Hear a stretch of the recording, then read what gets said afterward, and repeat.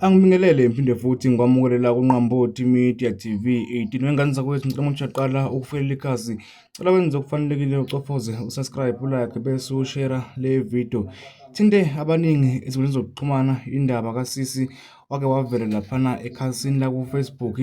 Nokusisi-ke wayekhala ngokuthi ucela usizo, wayenenkinga yobuso okuthiwa wajola nomuntu okufika eminyakeni eyedlule qede ubuso bakhe bashintsha wabukeka njengomuntu oseyisalukazi okanye umuntu ogugile. Lezi ndaba-ke ey'vele laphana ku-Facebook ey'veze ukuthi le ntokazi ayisekho emhlabeni, nokuyizindaba-ke okuthiwa zingamanga. Umlingisi-ke wodumo lukaMangcobo uThandeka Down King ola esithombeni ulusukumele lolu daba, wahamba waze wafika kuyo intokazi le ogama layo okuthiwa uSinenhlanhla. uMangcobo-ke uthi amanga ukuthi le ntokazi ayisekho emhlabeni.